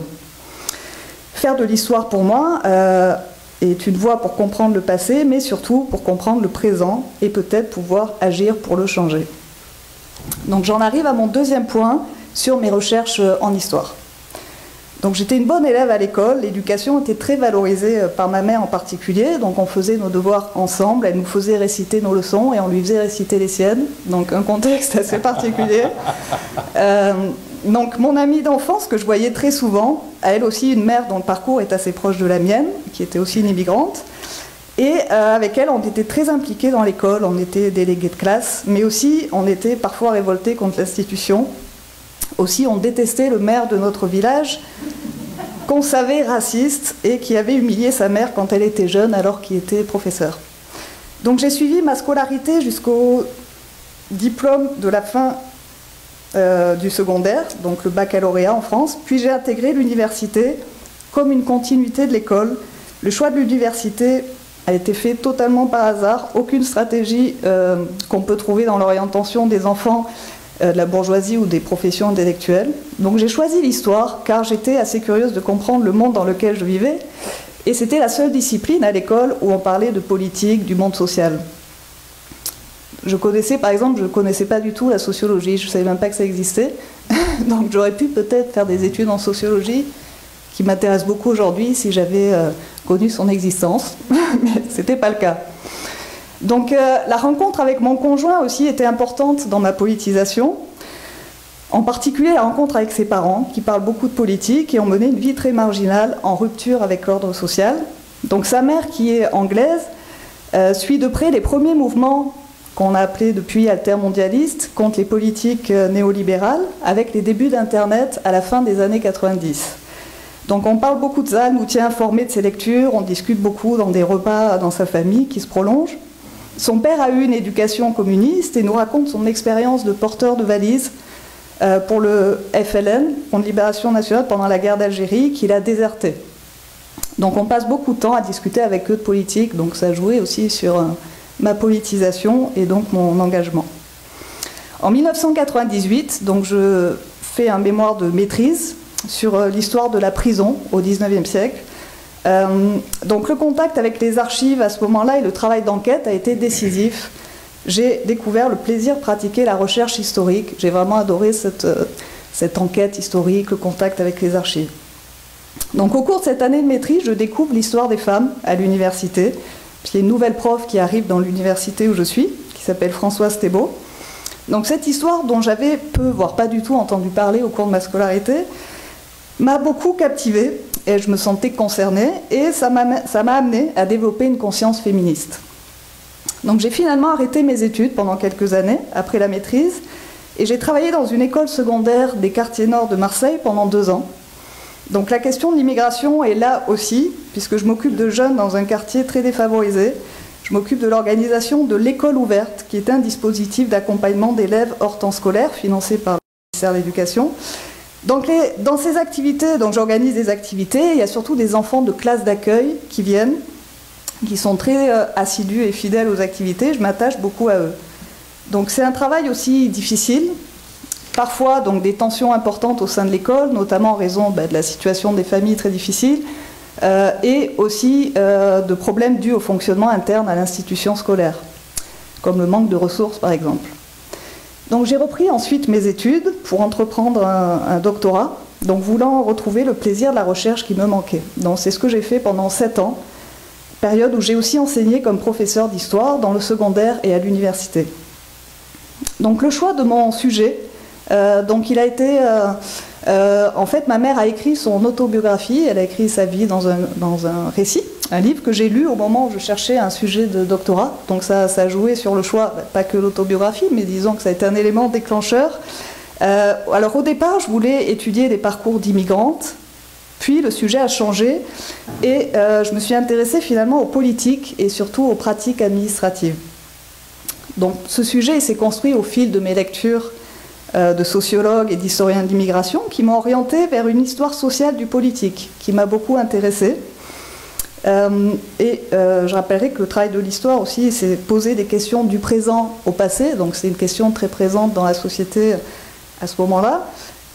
Donc cette approche d'histoire sociale du politique, elle prend en compte le rôle des représentations, des acteurs chargés d'appliquer les politiques et les interactions avec les individus concernés par les politiques. Donc j'ai d'abord fait le constat en lisant, donc je voulais travailler sur les femmes, le genre, les politiques d'immigration, et je me suis rendu compte qu'il y avait un silence historiographique français sur les immigrantes. Donc dans un pays où l'immigration a pourtant une longue histoire, d'un côté les historiens de l'immigration ne se sont pas du tout intéressés aux femmes, alors qu'elles étaient présentes et de manière assez importante, plus de 40% des étrangers recensés depuis la fin du XIXe siècle, donc c'est quand même pas rien. Et de l'autre, l'histoire des femmes ne s'était pas intéressée non plus aux immigrantes. Donc, pourtant, ces deux domaines de recherche, l'histoire des femmes et l'histoire de l'immigration, avaient une volonté commune, eux, de déconstruire une certaine idée de l'État-nation, et aussi de remettre en question la réalité du principe universel, mais ils ne se sont pas rencontrés. Donc c'est différent dans le cas d'autres pays, comme aux États-Unis par exemple, où même s'il y a aussi, là aussi un problème pour que cette question-là émerge, des femmes migrantes. Bref. Donc en somme, dans cette recherche, je me suis intéressée à la construction socio-historique des axes de domination, imbriqués les uns dans les autres. Au cours de ce travail, j'ai mesuré l'importance du statut administratif des personnes, ou juridique, statut juridique ou administratif des personnes, donc des citoyens, citoyennes ou des immigrantes et immigrants, comme différenciation sociale. Mais aussi, j'ai mesuré l'importance du rôle des représentations, des imaginaires culturels et sociaux qui créent donc des statuts administratifs, juridiques qui différencient les personnes, mais qui créent donc des frontières d'exclusion et d'inclusion. Et voilà, et l'importance fondamentale aussi de la prise en compte du contexte historique dans ce type d'analyse. Donc j'ai choisi d'étudier la période des décennies 1920 et 1930, qui est une grande période d'immigration en France, où se met en place en fait une politique d'immigration. Donc je me suis demandé comment le fait d'être un homme ou une femme étranger va jouer sur le droit au séjour, le droit au travail ou l'accès à la citoyenneté. Mais aussi, pas seulement le fait d'être homme ou femme, mais aussi d'être femme âgée, homme jeune, de telle origine, telle autre. Donc il y a d'autres rapports sociaux là qui sont à prendre en compte. J'ai voulu observer les politiques dans leur application locale en choisissant une grande ville d'immigration, Marseille, qui avait des archives très riches. Donc c'est une recherche très empirique en fait à une échelle méso. Donc si les textes, les lois, les règlements relatifs à l'immigration, ils sont souvent entendus comme masculins neutres, ce qui n'est pas toujours le cas, il y a aussi des lois spécifiques pour les femmes, mais quand on voit leur application concrète, on s'aperçoit que c'est appliqué différemment pour les hommes et les femmes.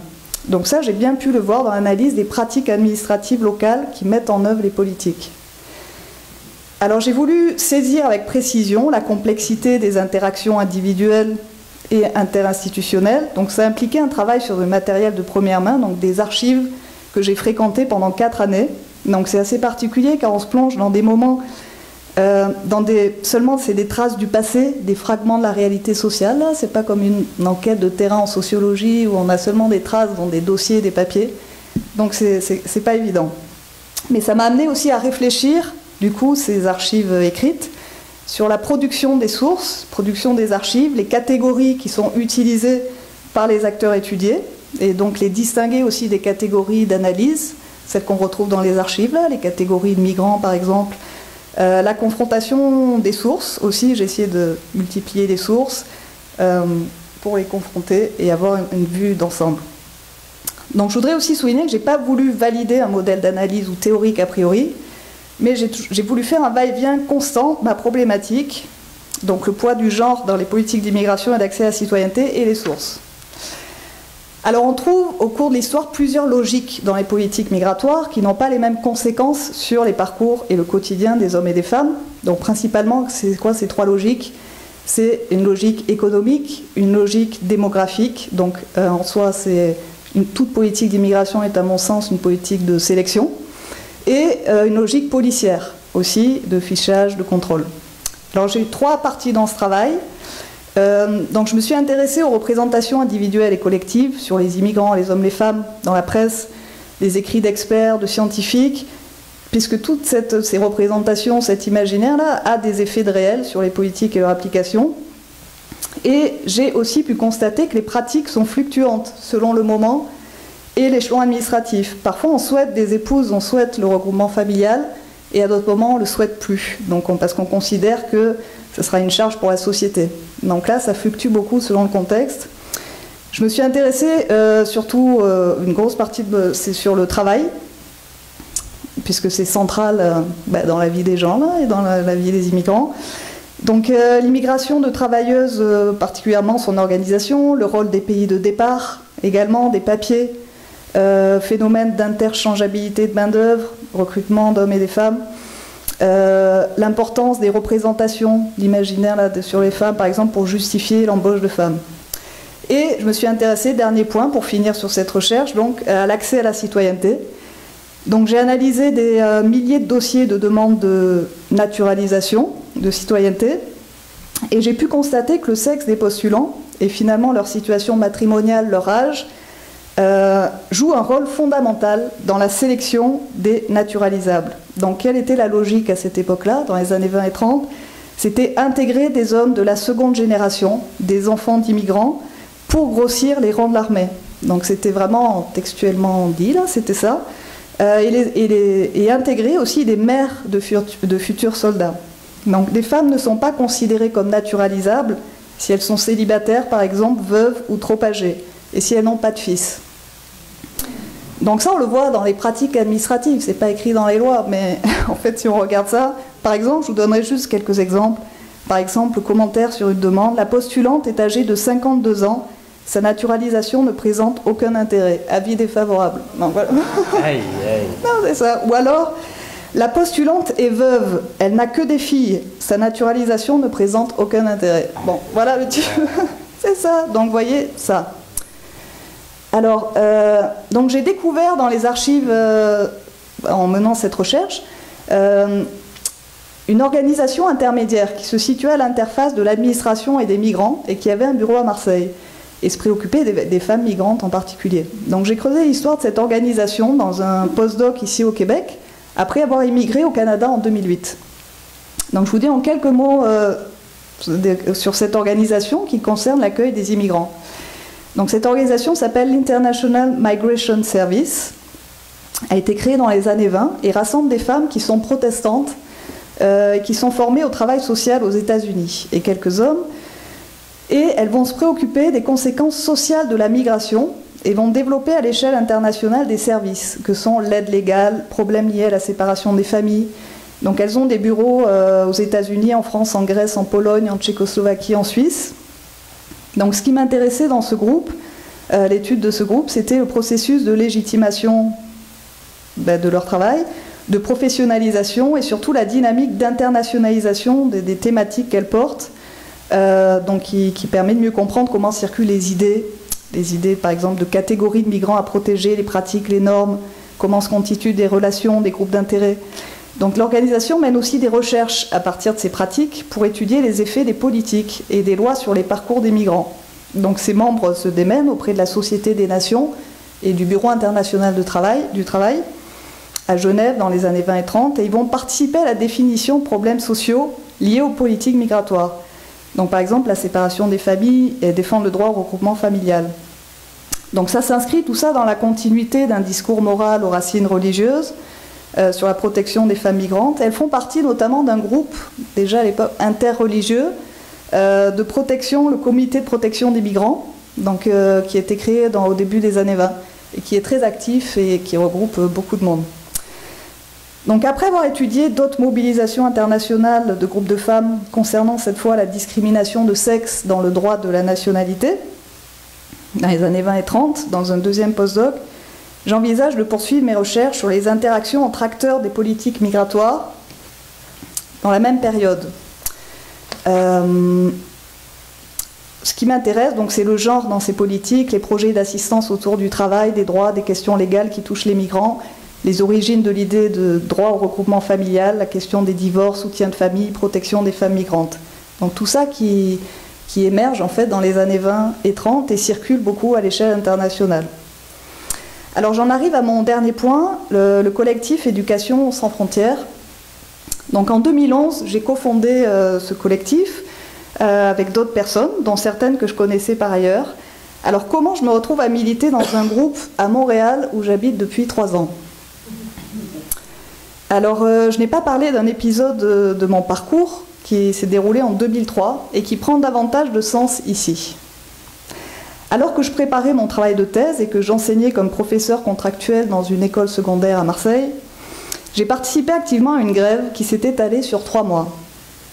Alors, c'était un mouvement national particulièrement fort à Marseille, au départ contre une réforme pour réduire les droits à la retraite.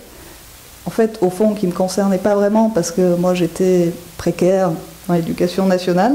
Mais ce mouvement a vite tourné, j'ai tout de suite adhéré là, et ça a vite tourné en mouvement avec des revendications beaucoup plus larges. Notamment le refus d'une école publique au rabais, contre les politiques de privatisation des services publics, et ça s'est étendu à d'autres secteurs que l'éducation nationale. Donc cette expérience d'engagement politique a été, je pense, très importante dans ma connaissance et mon apprentissage des pratiques militantes. Donc j'ai d'ailleurs par la suite participé à d'autres collectifs en France sur la précarité, entre autres avant mon départ au Québec. Cette expérience de la grève a été très riche, donc beaucoup de rencontres, du plaisir aussi, de sentir une capacité d'agir. C'est un peu comme le printemps érable, j'imagine, pendant 3 mois impliqué dans un mouvement, ça laisse des traces, là, et on apprend beaucoup de choses. Donc être dans un temps hors du quotidien, ça j'ai adoré, genre sortir du quotidien, faire des choses complètement inattendues. D'apprendre beaucoup de choses au niveau politique, syndical, beaucoup de discussions, des débats. Il y a eu des débats très forts dans le mouvement au niveau de la démocratie interne au mouvement, le poids des syndicats, etc. Des rituels, des manifestations multiples, des actions plus inventives, des moments difficiles aussi, je disais des affrontements, là, des luttes à l'intérieur du mouvement.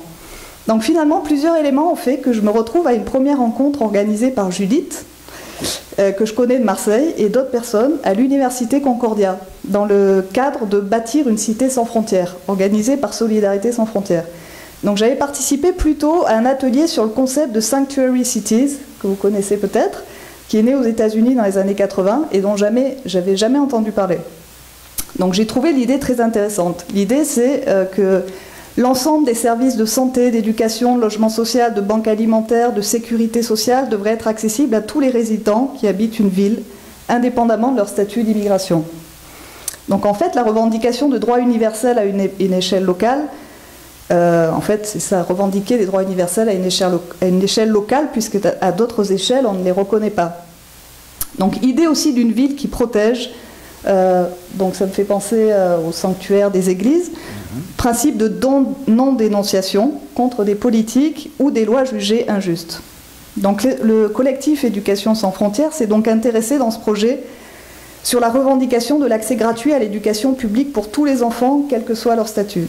Donc par contre, là c'était une compétence provinciale et non municipale, donc on a dû agir là à l'échelle provinciale. Après plus de 4 ans de mobilisation, où on en est aujourd'hui. Alors un projet de loi 86 qui est actuellement déposé. Là, il y a des audiences qui ont lieu. On va être entendu en audience le 15 mars.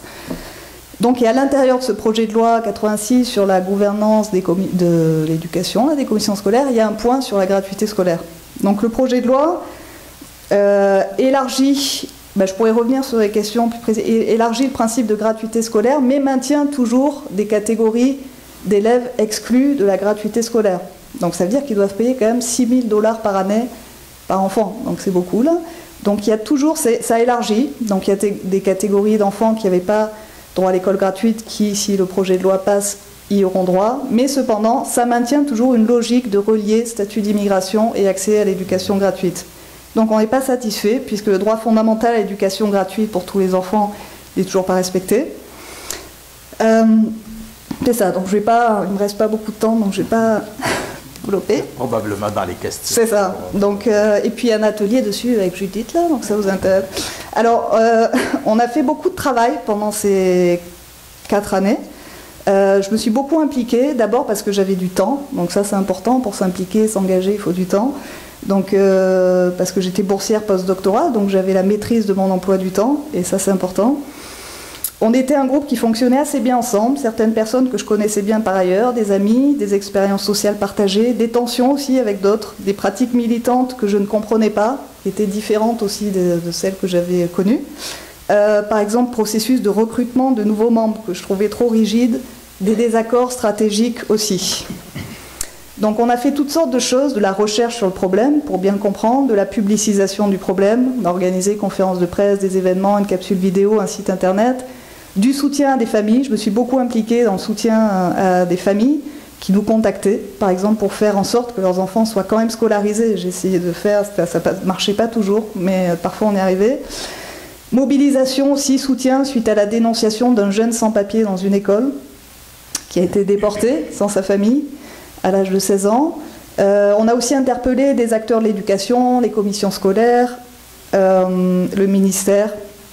C'est ça. Alors je voudrais souligner pour finir qu'on a surtout mis en avant la question du droit, donc la revendication d'un accès universel et gratuit à l'éducation publique pour tous les enfants au Québec, tout en contestant les politiques d'immigration.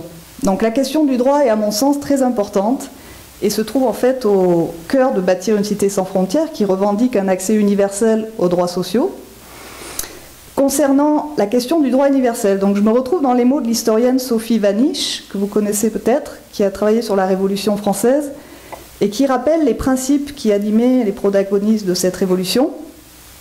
Elle mentionne notamment le principe qui les animait, qui est le principe d'une commune humanité, et qui est différent, donc elle explique bien, du sentiment chrétien, qui est de l'amour pour ses semblables. Elle dit c'est plus un sentiment fraternel, de réciprocité, qui est avant tout politique. Donc elle rappelle que les révolutionnaires défendaient des lois qui humanisent et considéraient que quand quelqu'un n'est pas respecté dans ses droits et est dominé, on doit souffrir soi-même car le droit qui me protège est aussi atteint et c'est en fait l'ensemble de la société qui est atteint. Donc on connaît bien sûr donc, le caractère abstrait des droits universels, mais on peut tenter de les rendre plus réels, de les faire vivre, les rendre concrets par des luttes. Et donc beaucoup de luttes restent à mener, il y a beaucoup de travail.